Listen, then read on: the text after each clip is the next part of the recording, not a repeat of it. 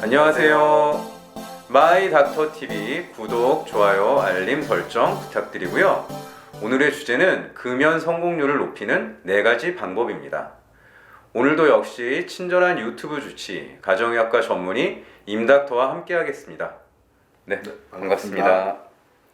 네, 저희가 이제 금연 관련한 시리즈를 계속 하고 있는데 이번 시간에는 금연 성공률을 높이는 방법. 네, 솔직히 말씀드려서 네. 뭐 이게 의학계에서 이 방법이 다 정해진 건 없고요. 네.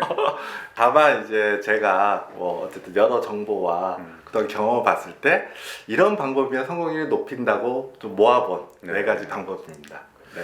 알겠습니다. 기대가 됩니다. 네. 그럼 그 첫 번째 방법은 뭔가요? 금연에 성공하신 분의 특징은 금연 동기가 명확하신 분일수록 성공률이 높아요. 금연 동기가 명확해야 된다. 네. 본인이 나는 이렇기 때문에 끊는다고 명확히 말할 수 있는 분. 그 끊어야 되는 이유가 분명하신 분이 확실히 성공률이 높아요. 네. 제가 해석해 보면 그냥 새해가 됐어. 네. 그래갖고 그냥 담배나 한번 끊어볼까 올해는? 네. 이런 정도는 안 된다는 거죠? 그렇죠. 아, 뭐 그래서 성공하시는 분도 있지만 한 달 내에 2에서 4주의 소위 말하는 육체적인 금단 증상이 좀 어느 정도 해결하고 나서 꾸준히 생기는 어떤 흡연에 대한 욕구에 대처하기에는 좀 미약하다. 네, 그렇기 때문에 왜 본인이 금연을 해야 되는지 좀 더 생각을 하시고 그 이유를 동기를 찾는 것이 굉장히 중요하다. 역으로 말씀드리면 저는 금연에 성공했을 때 보상도 명확히 있어야 된다고 생각해요. 그 보상이란 게 뭐 여러 가지 수가 있죠. 제가 보상이라고 표현했는데 가령 이럴 수 있죠. 이제 저는 이제 애를 키우고 제가 딸이 있단 말이에요. 딸들은 싫어해요. 네, 내가 금연을 성공해서 딸과의 관계가 더 좋아진다. 이건 굉장한 동기이자 보상 아닌가요? 물론 사람마다 그 보상이라고 해서 생각하는 게 다를 수는 있습니다. 근데 어쨌든 그런 부분이 명확히 있을 때 그 금연을 성공할 수 있는 높기 때문에 그런 점을 좀 생각할 필요가 있지 않겠나 이렇게 생각합니다. 네, 딸내미가 아빠한테 아빠 쓰레기 냄새나 이거 안 하는 거. 네. 또 젊으신 분들은 뭐 연애하시는 과정에서도 필요할 수도 있고요.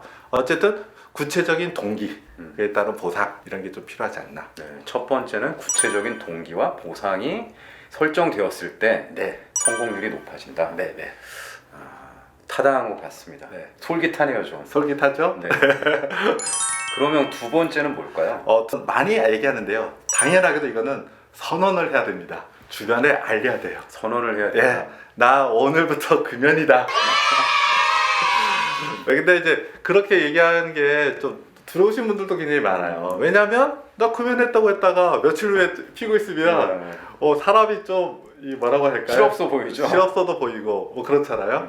그런데 요즘은 뭐 그런 생각이 들어요. 뭐 많은 분들이 금연이 힘든 걸 알기 때문에 그걸 결코 실없어하지 않는다고 좀 생각하고요.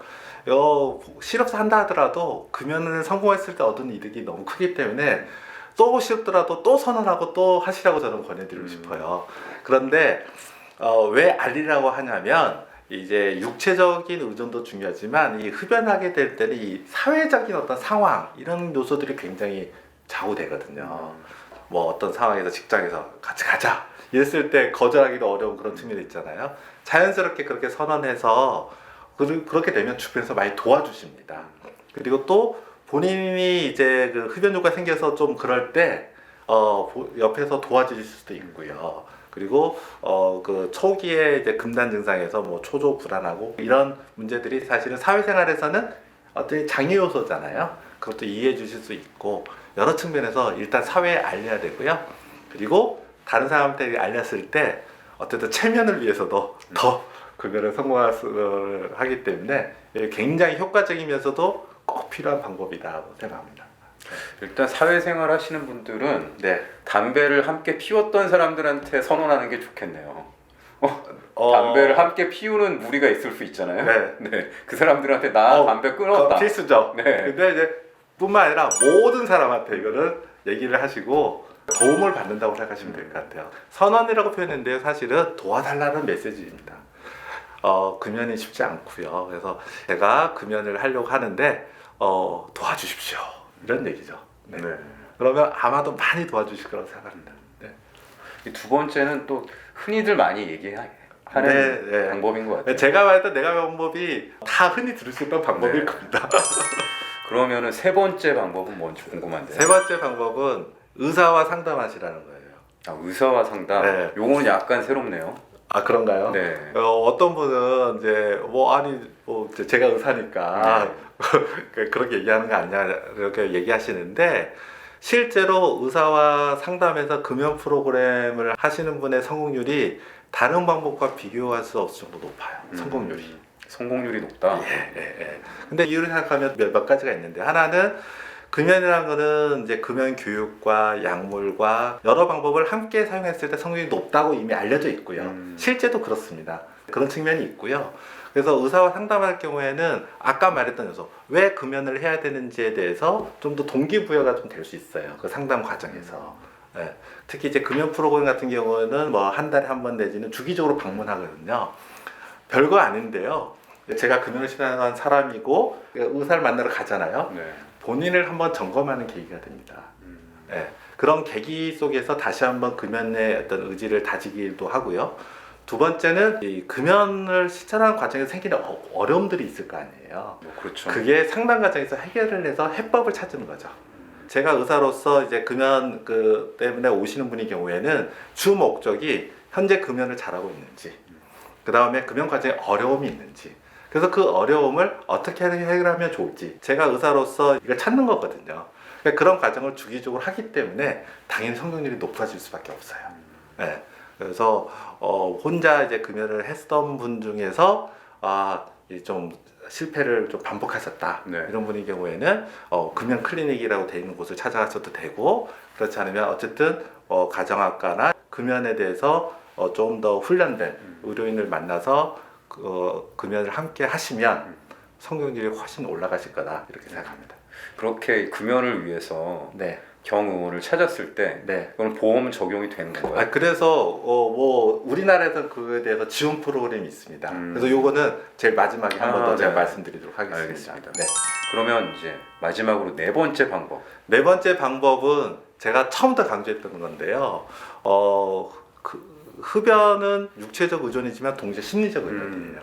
그래서 본인이 스트레스에 처하는 어떤 상황이 됐을 때 그걸 해소할 수 있는 흡연 외에 다른 습관, 다른 방법을 꼭 만드셔야 성공하십니다. 네. 그게 우리 처음 영상에서도 얘기했었죠. 네. 장기적으로 성공하기 위해서는 이 네 번째 방법이 굉장히 꼭 중요해요. 이거는 사람마다 다 틀려요. 그래서 늘 말씀드리지만 내가 좀 뭔가 지금 직장에 스트레스 받는다. 산책하셔도 좋고요. 제가 금연을 할 때 성공했던 방식은 건물 하나 두 바퀴 도는 거였어요. 방식 중 하나가. 담배 한 대 피는 시간 정도 되겠네요. 처음에는 이제 흡연 욕구를 이기기 위해서 시작을 했죠. 그런데 어느 정도 지나서 그와 무관하게 예를 들어 뭐 우리가 사회생활 하다가 보면은 좀 이렇게 신경 써야 되는 상황이 생기잖아요. 막 갑자기 막 하도 이렇게 그렇게 머리도 복잡해지고 그럴 경우에 이렇게 건물을 이렇게 두어 바퀴 도는 거예요. 근데 이제 도심에서 건물 도는 게 별거 아닌 것 같잖아요. 근데 저희 경우에는 그것도 굉장히 저의 어떤 정서적 안정을 만드는데 도움이 많이 됐습니다. 그러니까 꼭 이 방법 외에도 뭐 여러 방법들이 있거든요. 이제 남성분의 경우에는 좀 쉽지 않은 방법인데 이제 본인의 이야기를 들어줄 수 있는 친구를 만드는 방법도 좋습니다. 그래서 스트레스 상황에서 예전에는 혼자 흡연을 하시면서 그 어떤 스트레스를 이겨내셨다면 지금은 친구한테 전화를 해서 오늘 말이야. 근데 그것도 필요한 거죠. 그러니까 이거는 사람마다 다 틀릴 수 있는데 문제는 자기에게 적합한 그런 사회적 관계와 습관을 새로 만들지 않으면 금연을 장기적으로 성공하기는 좀 어려울 수 있다. 그래서 그거를 꼭 염두에 두셨으면 좋겠습니다. 네. 심리적 의존을 네. 벗어날 수 있는 네. 자신만의 어떤 루틴, 네. 새로운 습관 네. 이런 게 중요하다는 생각이 드네요. 네. 그러면은 이제 네 가지 방법 다 알았으니까 네. 아까 이제 세 번째 방법과 관련된 그래서 의사에게 진료. 우리나라의 건강보험공단에서는 논리는 그거죠. 금연을 하게 되면 흡연 인구가 줄고 그런 흡연이 가지고 있는 건강상의 피해로 인해서 발생할 수 있는 어떤 의료비가 생기잖아요. 요것도 감소하잖아요. 네. 그래서 일종의 예방 차원 목적으로 건강보험공단에서는 등록된 병의원에서 금연 프로그램을 운영할 경우에 일부 치료비와 약값을 지원을 해줘요. 그러면 어쨌든 금연을 해보겠다는 결심을 가진 분이라면 네. 그 병의원 접근하기가 이용하기가, 예, 훨씬 수월해졌죠. 수월하네요. 예, 예. 그래서 첫 1, 2회는 본인 부담금이 있고요. 그 다음에 대개 6회 정도 진료를 하는데, 그러니까 8 내지 12주 기간이고요. 그 다음에 3회부터 6회까지는 진료 때 본인 부담금은 없어요. 그리고 이 코스를 다 했을 경우에는 보상으로 1, 2회 때의 본인 부담금이나 이런 약값 같은 것에도 환급도 해줘요. 예. 프로그램을 다 완수했다. 이런 네. 의미로. 그래서 이게 12주 코스인데 1년에 총 3번이 가능해요. 이건 뭐겠습니까? 12주 참여했지만 그때는 성공했다가 또 지나가 실패했다. 또 참여하시라는 얘기예요. 1년에 3번까지 지원을 해줘요. 그래서 거기서 참여해서 하면 환자 등록을 하면 그 지원을 받을 수 있는 거죠. 네. 저희가 이제 지난 시간에 금연을 도와주는 약물요법을 네.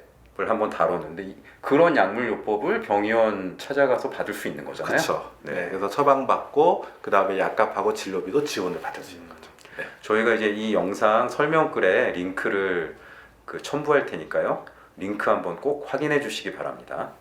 보건소에서 하는 금연 클리닉도 있더라고요. 요즘 많아요. 그러니까 건강보험공단에서는 지원해준 게 있고 여기에 플러스 알파로 보건소 차원에서 뭐 추가 지원해서 뭐 프로그램 운영하는 것도 있고요. 네. 또는 지자체에서 운영하는 그런 것도 있습니다. 그러니까 이거는 아마 이렇게 잘 찾아보시면 네. 뭐 이렇게 그런 정보도 좀 얻을 수 있을 것 같고요. 사실은 좀 고전적이긴 한데 가장 효과적인 것 중에 하나는 금연 캠프예요. 네. 당연히 그 금연 캠프 하면은 효과를 더 많이 보죠.